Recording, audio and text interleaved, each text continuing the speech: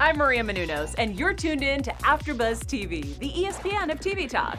Now, let the buzz begin. Hey everyone! Hi! Welcome to the Real Housewives of Beverly Hills after show here at AfterBuzz TV. We are thrilled to be here for another week in quarantine, but always watching the Real Housewives on Bravo. Of course, I'm here with my colleagues. With us, we have Ethan Paisley. Say what's up. What's up? And also with us, we have Laura Thomas Sonn joining us. Hey y'all, happy to be here. Yes, and Jane Johnsen, of course. What's up, you guys? Yes, we're super thrilled, as always, to be chatting with you about one of our favorite shows, reality TV shows, Real Housewives of Beverly Hills. Last night's episode really was a showstopper for me. Denise, hands down, I am effing Denise Richards. Live for that moment. I'm here for Denise this season. I am so curious to know all of your thoughts. Of course, we're going to get into it, but before we do have our live chat up with which Jane is currently handling, and she'll be chiming in. Let us know your thoughts, your opinions on last night's episode, because we love, like always, to keep the conversation going. And so she'll be shouting you all out. Whatever comments you have, we're live right now. Join the live chat on on the YouTube page. Ethan has a special segment coming up later on, which is one of my faves. How many do I give? Yes. So that's coming up later on the show. And we also have news coming up. I'm sure some juicy stuff. And yeah, so we're here. We're ready. Let's jump into it. Jam-packed. It was a little bit hard to kind of mush in the entire episode. So let's try our best and do what we can. So let's start off talking about Kyle's, I guess, Denise's dinner party. It's like a continuation, right, of last week's episode. And we see Kyle, storm out, as we had seen in the preview. And she made a statement. She made quite a few statements. But first off, she said, everyone is effing fake ass bitches. All of you are fake ass bitches. So my question to you all is, where do you think this is coming from? Because the season just started. So for her to be saying something like that, it's like there has to be a motive for it. What do you think, Ethan? Does she maybe think that because she has something going on, like the movie and then the clothing line, that she's above the rest of these women? I mean, I know that really doesn't make sense, but I can kind of understand that mindset if that's what's making her say this. Otherwise, yeah, I don't know why she was throwing shade, and especially towards Garcelle. That was so weird when she looked at Garcelle and was like, "You're just not honest." I was like, where did that come from? What? So I can only relate it back to the mindset that she's like, I have so much going on. Like, they're below me. What do you guys think, though? Laura, what do you think? I mean, here's the thing. I know that there was some sort of a moment, I guess, where Dorit was saying that she was kind of throwing back. It all came down to the glam, right? Like, oh, you came in glam to go in your fake workout clothes to go to this retreat. And then Dorit kind of made a good point a little bit later. She was like, last year, or season 1 for Teddy, she was like, no makeup, no glam at all. And then all of a sudden, like, she's showing up for glam everywhere. So, it was again that like double standard. I rarely agree with Dorit, but I happen to be like, good point on that one, because I'm really not Team Kyle right now. So I think I think that was part of what she was saying, was just that the glam aspect of everybody was kind of bothering her. And I think all she was saying is like, own up to the fact that you're gonna like that we all spend hours getting ready, going anywhere that we go. Maybe. Right. Yeah, Totally I mean, this fight is so silly to me, but I do understand the whole saying that they're fake ass bitches over the glam, because Teddy had a glow up from season 1 to 2, and they didn't seem to care about that. So yeah, sometimes it feels like they're grasping at straws for the drama, and it doesn't necessarily being stirred, you know what I mean? Like, are these women creating this drama on purpose? And Laura, I think last week you said your biggest takeaway was that the season felt forced, and that's totally what I felt watching this episode. I completely agree with that, because I was watching last night's episode with my sister, and we've been watching as well the Real Housewives of New York, and their friendship is a lot more genuine. And this, every cast member, they just flow easily. You can actually see their friendship. And with this cast, it seems very forced. Like, it's just their interactions, things that they come up with. It's like, where do you get this drama from? Where do you get the thought of bringing up someone's glam when you know that it's not? It's just, I don't know. It's inconsistent too. Well, But, and what a small thing to blow up over. Like, right. the fact that we sit in hair and makeup for, like, hello, you're in Hollywood. Everyone sits in hair and makeup for an extended amount of time. I got that sense when I was at the dinner a little bit later after the launch party, when Dorit, and I know we'll get into this a little bit later, but when Dorit would not let it go with Sutton. And I kept just thinking, I was like, is she a producer of this show? Like, does she have producers in her ear going like, keep it going, Dorit, keep it going? I would not be surprised, because literally she of all of them just doesn't let it go. And I was like, something seems fishy to me. That could, be the case. I was also going to say, though, do you guys feel like there's this disbalance between all their friendships since LVP left? Like, I almost felt like she brought more kinship to the circle, like as a cast member. So. Right. Another thing too is actually, you brought it. Oh, just left me right now, but you actually brought up a good point with the LVP situation, because they keep bringing up montages as well of LVP. And there was a rumor that started when the season started filming, that apparently producers were saying that there wasn't enough drama this season. So when they were taping the season, they were saying that, the ladies would have to come out in interviews or, in their blogs or on their social media, saying that there was going to be drama, there was going to be content. So a lot of people were saying, well, why do you have to say all of these things when you're barely filming the season? And it was because of the fact that LVP wasn't going to be part of it. So maybe that's why they feel like it's being forced. But Teddi also, Teddi said some things last night as well during the dinner. And she's like, it feels like it's all against one. And she felt the necessity to stand up for Kyle, which didn't help the situation at all. How do we feel about Teddi inserting herself again into this drama? Because it's like the reaction on her face, it irritates me. I don't know if it's just me, but her standing up for Kyle doesn't make any sense. What do you think, Jane? I think it makes perfect sense regarding their relationship, because they're a package deal and that's how they handle all their drama. But I just felt like this feud, to me, period, doesn't make sense. So Teddi adding another layer onto the drama, it's like, of course Dorit is going to show up in full glam. Duh. And why does Kyle care? All these women, for the most part, show up in full glam, and like, especially Dorit. I don't think it's a thing that should be causing such major drama that's made Kyle flee like multiple dinners in tears. And I think she's just trying to assert herself in the center of drama by picking fights for no good reason. So Teddi jumping in, no, I don't think it makes sense, but I think it also makes sense for Teddi's character and her relationship with Kyle, because they're a package deal. Do you guys have you guys watched on Netflix Too Hot to Handle? That started watching it, yes. Okay, so there's a similar dynamic on that show. There's this one girl, Francesca, and she's like, she comes in and she asserts herself as sort of the queen bee, like from the very beginning. And then there's this other girl, Haley. And Haley doesn't get along with the group at all. Really, she's kind of like an outcast. So she literally leeches on to Francesca.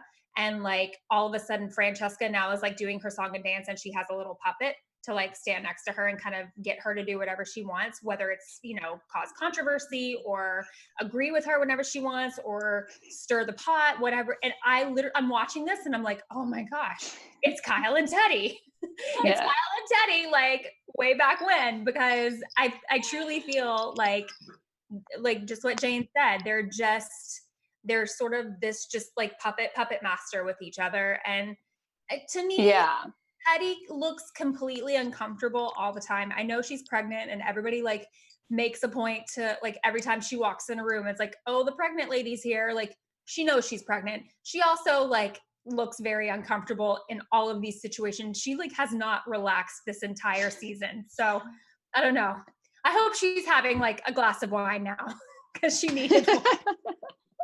She needs it so badly. It makes me uncomfortable watching her. I get so like tense as well. There's one moment where she's at a dinner and I literally like feel like she's about to crawl into her toilet. She like starts doing this. I'm like, Teddy, you don't have to hide physically. You're okay.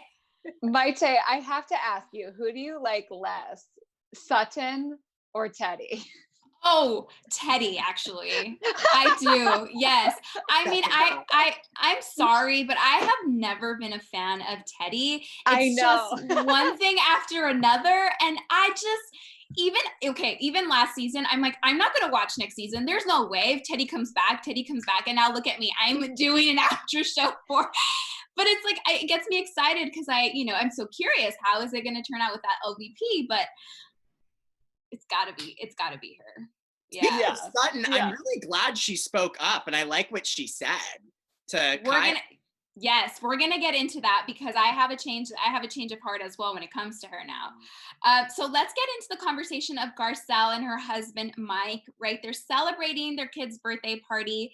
I live for Garcelle. I'm like, where is Garcelle in all of these arguments? She needs to insert herself and make peace and do things right because she is the perfect person. I think last week I said, who is the one person who can put Kyle in her position or, get Kyle back on track with herself? And I had a tweet, someone tweeted to all of us saying, the only person who I think can really put Kyle in her spot is Garcelle. So shout out to that person who tweeted me that. I'm so sorry. I will get your name later on and give you a shout out. But, it's so interesting. Garcelle is very much like a homebody. And she's like, me and my ex-husband have 50-50 custody. What do we think about this relationship between them and how, so far what we've seen of her on the show? What do you think, Laura?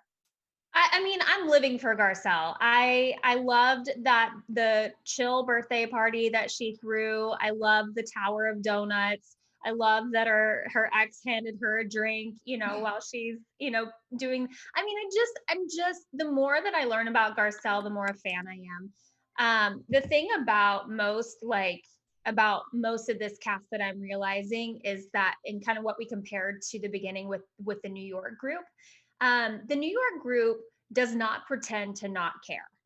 And I feel like, you know what I mean? Like they're like, they care and they care all the way.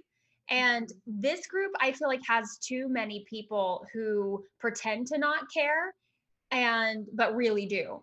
Now, Garcelle, I will say, is sort of the antidote to that. I think she like wants nothing to do with the drama. She wants nothing to do with like, she knows she's fabulous and she doesn't have to put it on. It's a little bit of like Erika Jayne to me. She can kind of let herself stand on her own laurels and she doesn't have to put on airs. And that's why I'm like falling in love with Garcelle more and more. Mm-hmm. Wow. Right. What do you think, Ethan? I thought, Laura, you took the words right out of my mouth. I'm falling in love with Garcelle every episode. And props to her for the way she's handling, her divorce. And I think you have to keep your kids out of it to help them be onto a better path. So I thought it was great that he was there and they seem to have a good rapport. So yeah, love her and totally agree. She's secure with herself. That's what's different amongst this group of women is she's confident. Mm-hmm. Right. It was a little unexpected to see her relationship with her ex-husband, knowing what she did, right? Of what he put her through for 5 years and then sending out that blast email to all of his coworkers. That's pretty intense. And now seeing where they're at, Jane, do you agree? Do you think she's doing the right thing of not talking smack about him to her kids? Yeah, I mean, the email was set in stone. Like that thing should be framed in the Louvre. So beyond that, like she doesn't need to keep going with the put downs. I think I think that email was hilarious and epic. And like for us to see that episode 1, it was incredible. But now, conscious uncoupling and co-parenting is the vibe, especially in Cali. So she's doing a great job of it. And I loved how the birthday was a little more low key. It seems like she's trying to be a little more down to earth with how she's parenting. But my overall thing with Garcelle so far is I feel like she obviously fans are so receptive to her. Like we all love her on this show and we're excited to see her, but I feel like she's kind of dipping out of a lot of the group events. Mm-hmm. And I don't want her to get off so easy because we need her there. And I feel like half the time she's missing. Like it was a hilarious excuse to not be at Teddy's thing, but we keep getting kind of these like family moments from Garcelle, but she's missing like half of these drama filled girls outings that I would like to see her at more. Right. And yeah. I don't disagree with you on that, Jane, because I definitely missed her at the DNA launch party. I want to give a shout out on Twitter to Lois Elfman at Lois Elfman. Yes. Thank you, Laura. She was the one that tweeted us. She said, the person to put Kyle in her place is the divine at Garcelle B. This is truly a fabulous leader, Hollywood veteran, and star. So, Lois. Yes. Us, Lois. Living for that. Thank you, Laura, for bringing her Twitter up. With this, let's jump into the night where all the drama happened, which is Erika. Let's start off with Erika's Playhouse. Now, they gave Erika's Playhouse. I mean, I want to have a Playhouse myself. I'm not going to lie. Yeah. But then they said like, oh, this Playhouse is in Hollywood. Girl, it is not in Hollywood. I go to the bar downstairs. That is in downtown LA. I know exactly where she's at. And it's crazy because I go there. That's like my go-to spot with my friends. And I can't believe out of all the times I'm there, I haven't run into Erika. I think it's for a reason because I would probably jump on her and just fangirl all the way. I love Erika. So, once the ladies start arriving, Rinna doesn't say hi to Kyle. There is that interaction between both of them. Rinna, takes her mom with her as well. And, I'm living for the style also that's taking place. Sutton's heels, out of the norm. That was great. And Dorit's long braid, that was another thing. And so the ladies are in conversation, and all of a sudden it's Kyle and Rinna have a chat. And this was a moment that for me, I was like, I wonder what Rinna's going to say. And on the contrary of what I thought she was going to say, Rinna apologizes. How do we feel about this apology that she gave to Kyle, knowing that everything they had gone through? What do you think, Jane? I mean, Rinna isn't always apologizing. So I thought that it was a good move on her part. And I do feel like in general, Rinna is kind of like obviously being the clear pot stirrer, but I do think it's interesting when she does that with someone like Sutton, for example, because like she brought her into this mess, and like with Denise, she brought Denise in. So I think it's kind of interesting when like we know that Rinna is the tie that's bringing people into the whole scenario, but then she's the one like either attacking or not apologizing. And like it's just, I feel like I picked up on that a lot this episode specifically. And I was like, damn, girl, you brought them right into the fire. You took them into the arena. And now you're just like, yeah, cheering on this bullfight. I'm like, that is savage. And it plays into her character of kind of being the pot stirrer. So yes, it was good to see an apology to answer that question.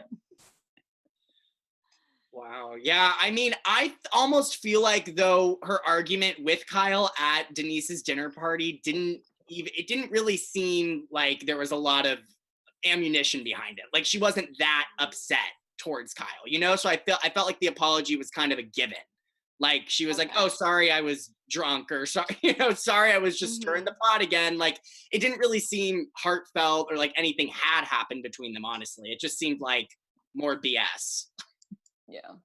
Right. I felt like the moment to me, the moment felt genuine. And I was like, oh, look at Rinna showing Kyle how to do an apology. Like, take notes, Kyle, because Kyle, we all know, is not really great at that, at how to say I'm sorry. So, and I really thought that, I mean, because it was kind of a low blow to kind of throw, and like you said earlier, Ethan, like kind of reaching for the whole Kim reference. I think she realized that that maybe she kind of hit below the belt. So I like that what I like about Rinna is that she owns her crazy. She owns her crazy 100%, and she also owns when she makes a mistake. And she doesn't blow it out of proportion. She doesn't cry. She doesn't get to tears. It doesn't get overly dramatic. She's just like, hey, you know what? That wasn't cool. I'm sorry I did that. Let's move on. You know, and I kind of appreciate that about her.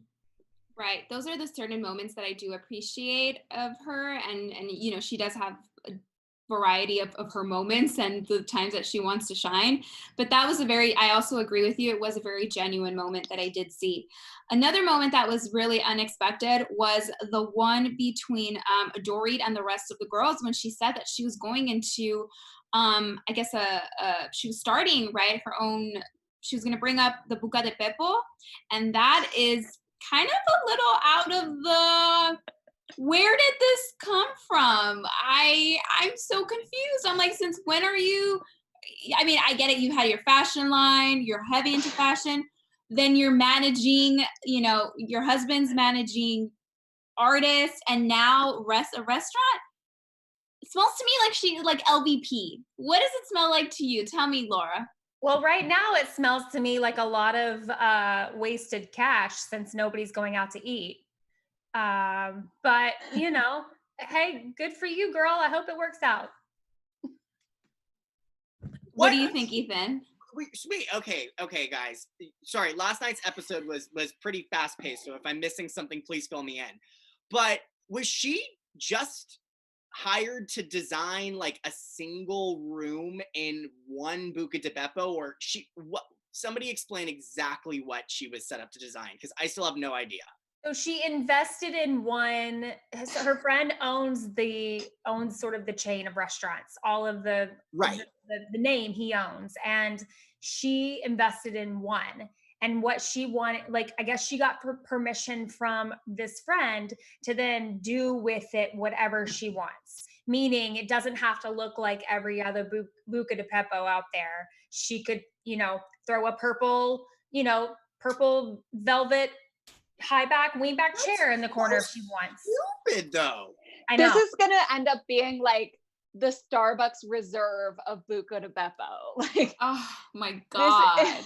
She's gonna do this up so much and like run this Buca de Beppo into mega debt, making it look like the most fabulous family style restaurant you've ever seen. I mean, I don't understand it, but it could turn out to be like a total vibe. Who knows? But it was funny. I did see on Twitter, like the actual Buca de Beppo. Is it in Encino also? It's like on the side of the road and they're like, this is Dorit's Buca de Beppo. And it just looks so random. It's so random. I mean, have we been to a Buca de Beppo? I have. Yeah, when I was like 12. Yes. Okay. Yes. Good. Yeah, so we get that this is not a swanky joint, correct? Yeah, no. Oh, yeah.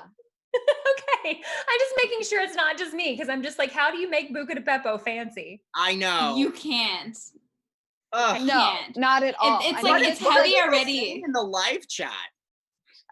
Okay, so we literally just got the live chat back up. And I think people are still getting caught up. So guys, the live chat is back up and running. It was down. But let us know what you think about the Buca de Beppo, because we're literally just getting it started in there. Maybe I see one. Yeah, I see one on the chat. It's Charotera Chose. And she called Dorit Doritos. She says, needs to stay in her franchise lane. She will never be LVP. That's so funny. Yeah, this is like the outlet version of Sir. I think this is her trying to be LVP though. I just saw this as some random Dorit venture. I don't know, because they gave a preview to next week's episode, and they're there in conversation, all three of them, and they bring up LVP again. I kid you not, every single episode there's either a montage of LVP or her name being brought up. It's like, what are you trying to do here? She's the ghost of Housewives past. She doesn't Yeah. leave. She doesn't leave. Yeah.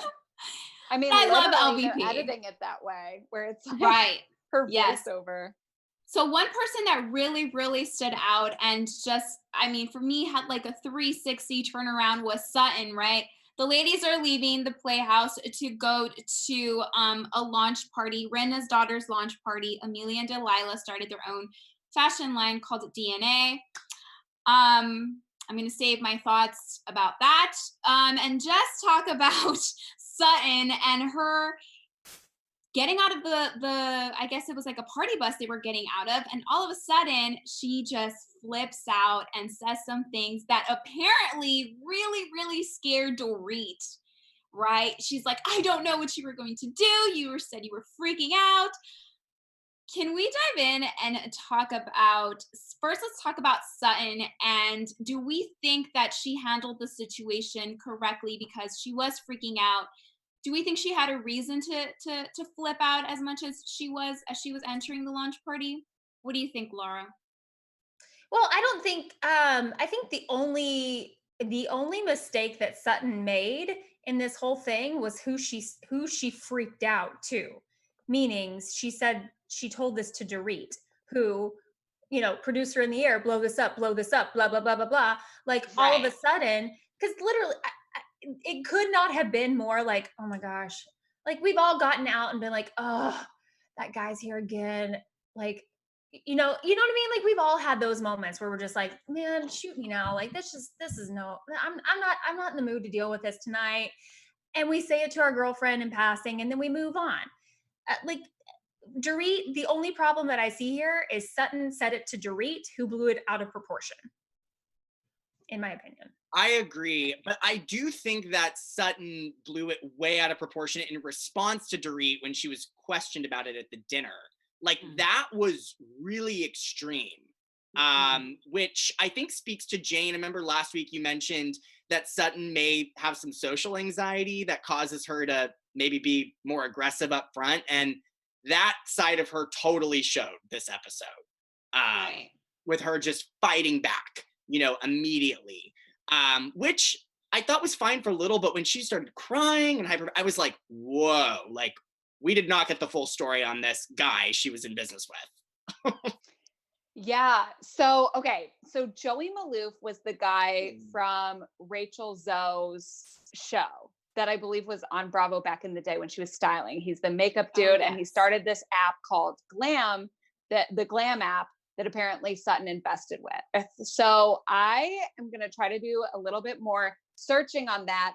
Let us know in the live chat if you guys know what the drams was. But so I don't know why I'm like randomly sometimes siding with Sutton. Maybe because I like feel for if this is social anxiety, but I do feel like Dorit was right to think that she could actually freak out because we don't know Sutton well enough yet. They don't have the history necessarily together.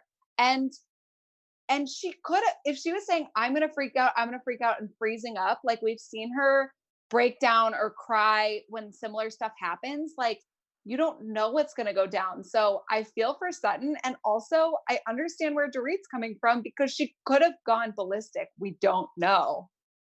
Right. And there was no background context provided until the Joey Maloof thing came out like later. Right. And then during that dinner party, Dorit, for me, I think she really did blow it out of proportion because she just wouldn't stop talking about it. And I think in a way, Sutton was kind of telling her in her own way, like, please stop, like just leave it alone. Don't keep talking about it. And you can tell by Dorit's eyes were like popping out of the screen and she was looking at her saying like, oh, but I was just so like, I didn't know what you were going to do. Like, I don't ever think Sutton will blow it out where she'll throw a drink. And the worst thing about this dinner, I think, which, I mean, we're already talking about it, was the fact that Rinna also said, she's like, I would have kicked you out if you would have messed or done anything out of line at my daughter's event. Do we think, I mean, at this point, Rinna was the one that brought Sutton in. Is this being a good friend to her, or was she doing wrong and standing her ground as hard as she did? Like, what do you think, Ethan?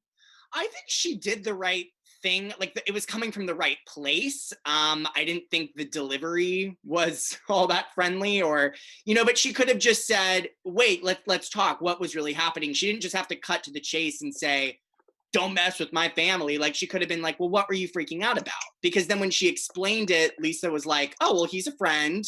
We're in business. You guys aren't.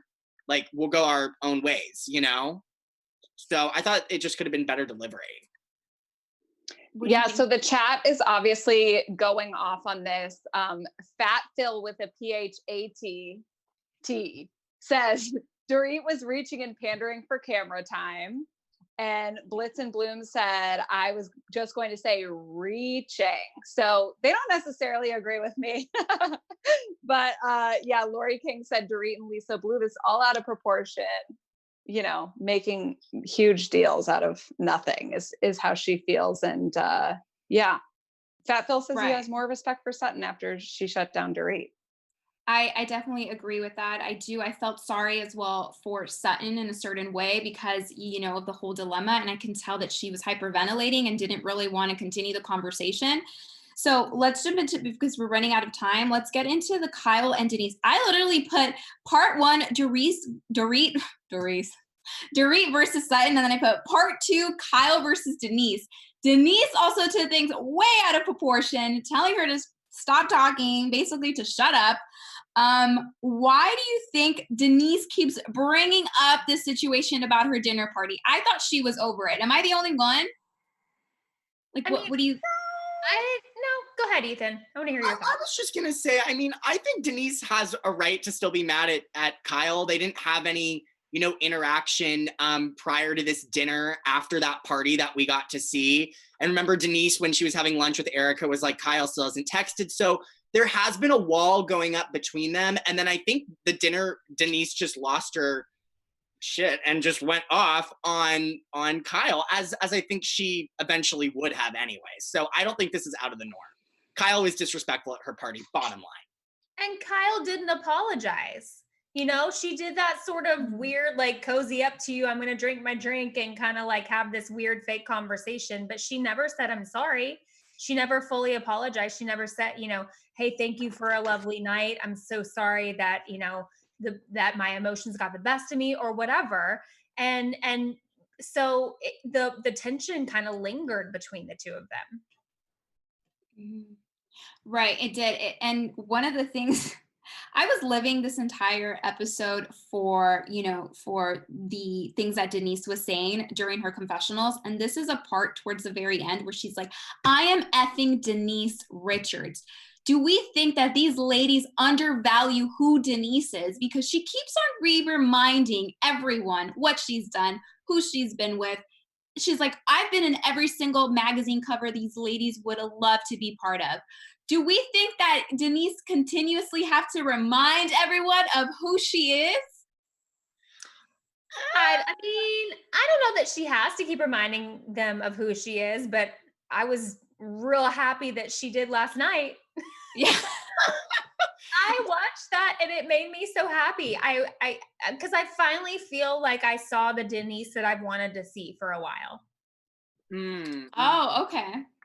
Yeah, just one that's like not afraid to stand up for herself, and one that a lot of the first couple of seasons that I feel like I've gotten to see Denise on the show, she has been so, in a lot of times, laid back or hands off or just kind of like chill about things. And it was just nice to get to see her a little bit fiery and to say, look, like, not I'm better than you, but I'm better than how you're treating me. So I agree with you, Laura. I thought, everything she said was true. Honestly, she's been on more magazine covers than all of these women combined, you know? So it was cool to see her stand her ground. I am sensing though, we're going to see more of this side of her throughout this season. Like when we learn about the scandal, like we're going to learn she might be a little two-faced. So yeah, well, she has definitely been defending herself, and she's been coming off very different than past seasons. And so many things that she's doing, I feel like Kyle keeps on nitpicking at her and taking things out.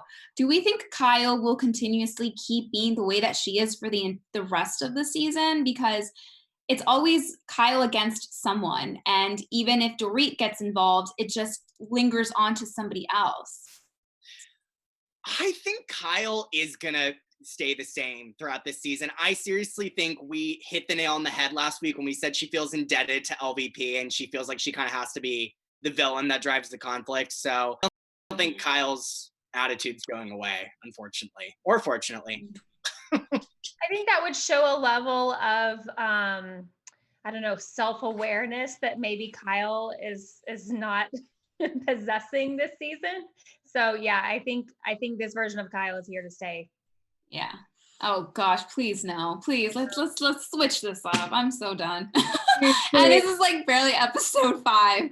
All right, let's jump into our special segment. And Ethan, do you want to take it away? Oh, I'll take it away, guys. So every week we have our special segment inspired by Erika Jayne's song, How Many F's Do I Give? So we are going to name 3 moments from last night's episode, and in the live chat on our panel, you guys tell me how many F's you give. 10 F's means you give a lot of F's.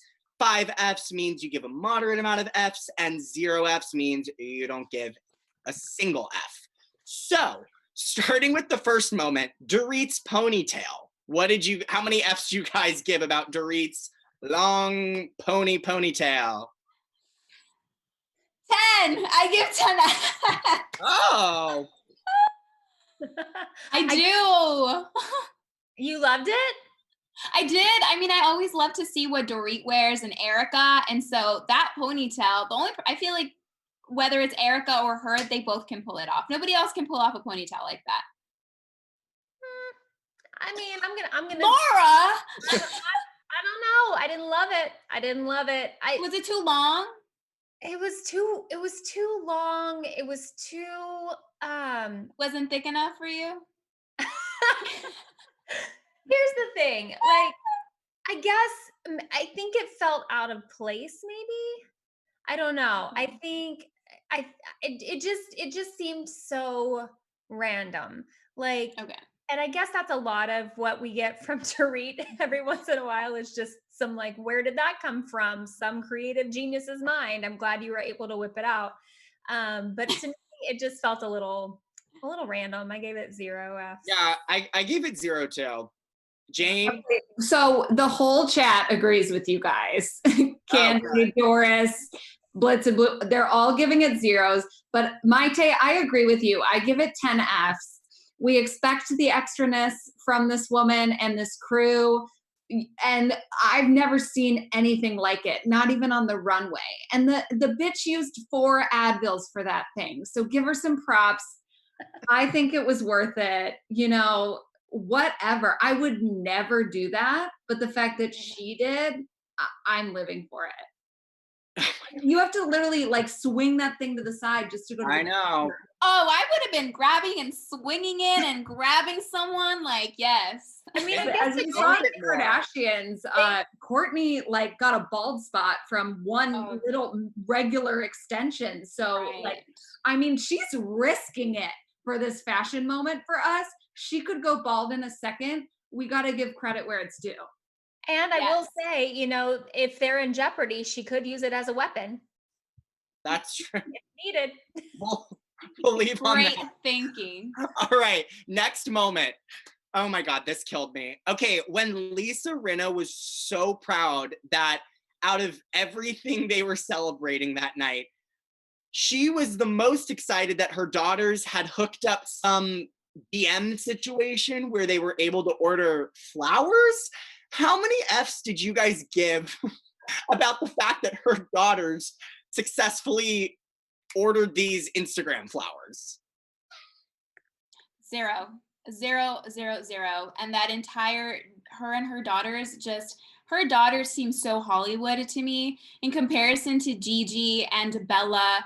You know, they were also up and coming models, and with Yolanda's daughters as a few seasons in the past, right, of the Real Housewives of Beverly Hills.